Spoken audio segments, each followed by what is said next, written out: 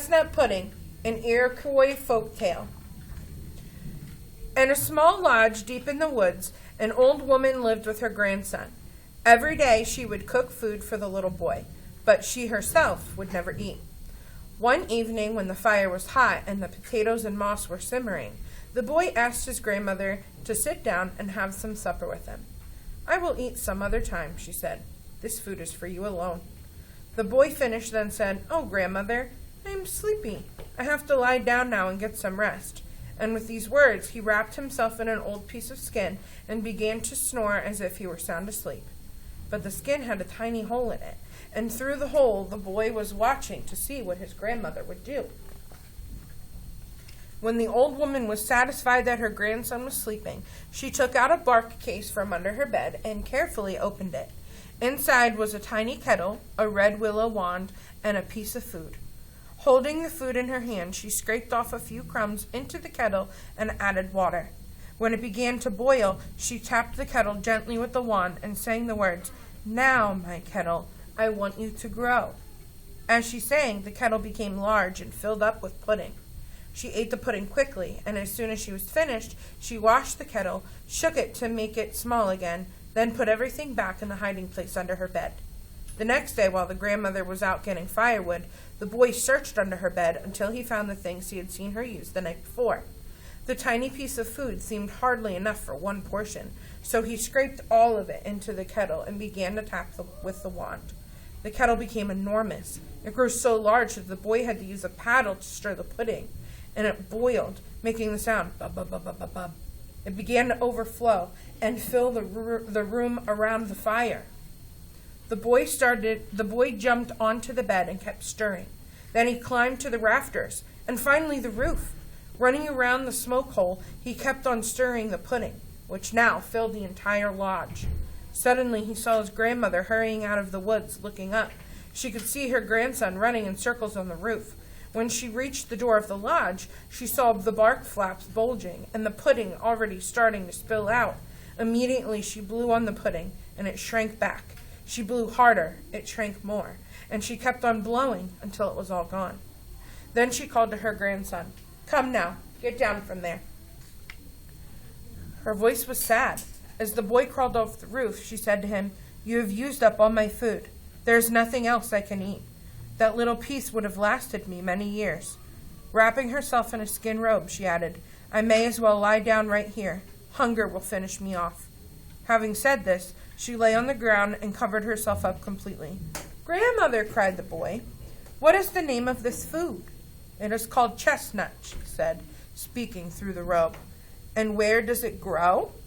"It is no use for me to tell you. How could you ever get it? You are only a little boy." Her voice was muffled, but she continued saying, "The chestnut tree is owned by 7 sisters who are witches, and the path to their lodge is guarded by living things that would attack you." "And where is the path?" "Toward the rising sun." Then the boy left on a swift run. All day he raced until the sun was low in the west, and he saw, as he passed through a clearing in the woods, the edges were hidden in dew clouds. There he built a fire and camped for the night. Standing close to the fire and holding a pinch of tobacco he had taken from his pouch, he said, "Come now, listen to me, you, all kinds of animals, and you too, who have formed and made my life." With these words, he threw the tobacco into the fire, then cried out, "Now listen, the smoke is rising. I ask you to help me." The next morning he started early, hurrying on toward the east. It wasn't long before he came to a steep gorge, too steep to climb into and too wide to jump across. Then he talked to the gorge. "Earth, why are you broken?" "This is unheard of." "I won't allow it. Close it up." And the earth closed with a loud snap. He kept on until he came to 2 giant rattlesnakes standing guard over the path. They opened their jaws and began to rattle, but the boy talked to him. "Rattlesnakes, go away. Get out of my path. Be ashamed." Frightened, the rattlesnakes closed their jaws and hurried off into the woods. The boy ran on. Suddenly 2 panthers appeared, one on each side of the path. He ran straight toward them. "Panthers," he said, "you are free to go. Get out of my way." Surprised by the boy's words, the panthers drew back and let him pass. He ran on until at last the trees began to thin out, and he could see a lodge in the distance at the far side of the clearing. Next to the lodge stood the chestnut tree, guarded by an eagle perched at the top. Knowing that he would have to be careful, the boy called for a mole, saying, "Now, my friend, I want you to come to me. Come to me, you mole." In a short time, the leaves began to rustle at his feet, and a mole appeared, asking, "What do you want?" The boy replied, "My grandmother is in trouble. I scraped away her last chestnut. Now you must help me get her some more.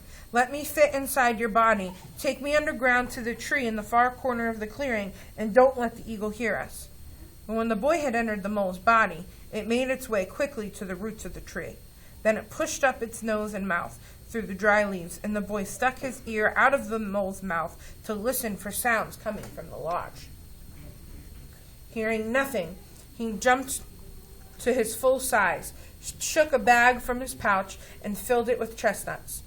He turned to go and was just running off when the eagle heard him and gave a scream.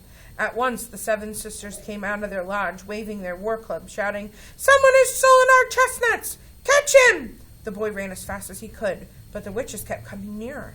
He could hear their footsteps close behind him. Suddenly he turned around and began to beat on the bag of chestnuts as if though it were a drum. "Now you will dance," he cried, and he sang, "To the upper side of the sky, to the upper side of the sky, and never return, and never return."